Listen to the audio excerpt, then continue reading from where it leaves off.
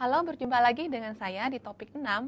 Topik 6 membahas penilaian sekuritas saham dan obligasi. Obligasi pada prinsipnya merupakan surat hutang jangka panjang, merupakan suatu instrumen pendanaan yang sangat efektif guna mengumpulkan dana dari masyarakat.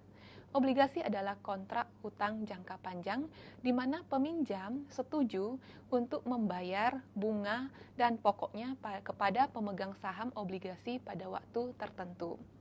Karakteristik obligasi, pertama, nilai par atau nilai nominal.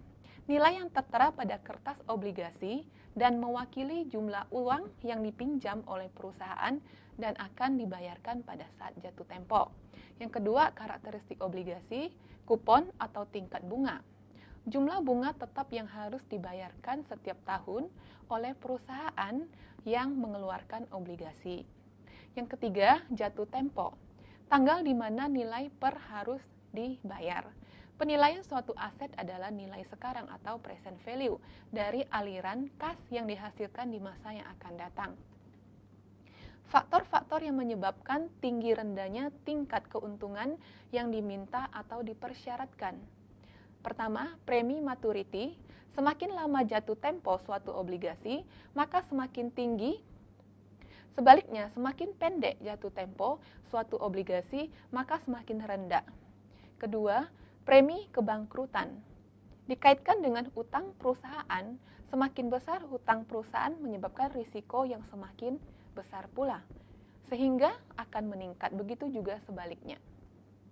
Yang ketiga, premi likuiditas. Semakin liquid suatu aset, semakin rendah tingkat keuntungan yang disyaratkan, begitu juga sebaliknya. Yang keempat, premi inflasi.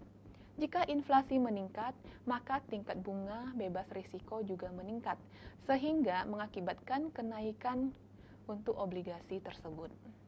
Perubahan nilai obligasi dengan berjalannya waktu.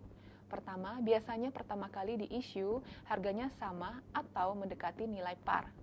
Suku bunga berubah-ubah seiring berjalannya waktu, tetapi kupon rate tetap setelah bond dikeluarkan.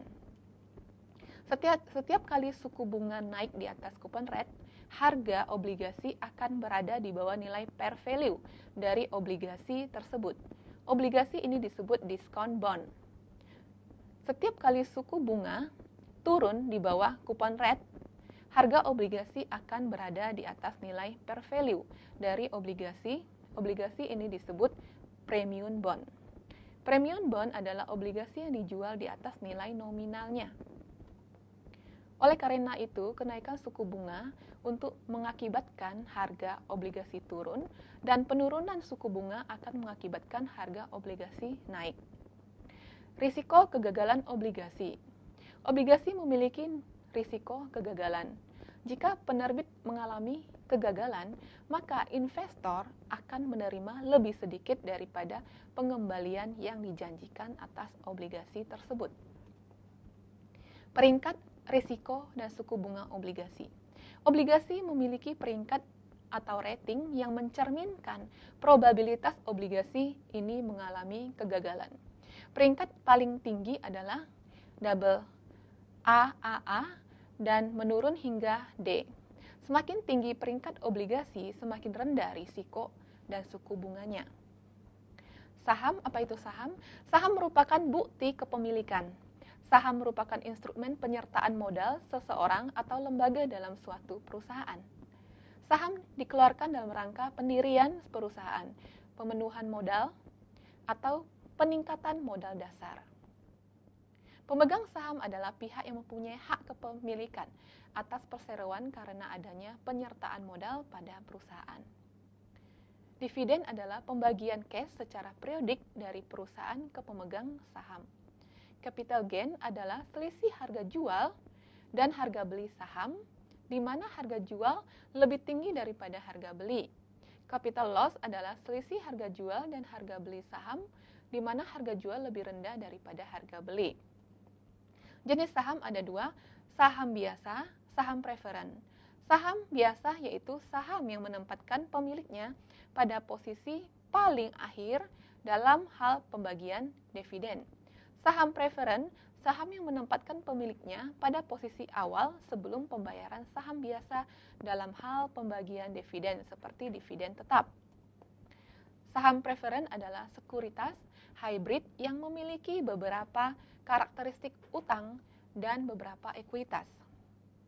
Penilaian saham, nilai saham sama seperti financial asset yang lainnya adalah present value dari aliran kas di masa yang akan datang. Kesimpulan, obligasi dan saham keduanya adalah instrumen keuangan yang disebut security, namun bedanya adalah bahwa pemilik saham adalah bagian dari pemilik perusahaan penerbit saham, sedangkan pemegang obligasi adalah semata merupakan pemberi pinjaman atau kreditur kepada penerbit obligasi.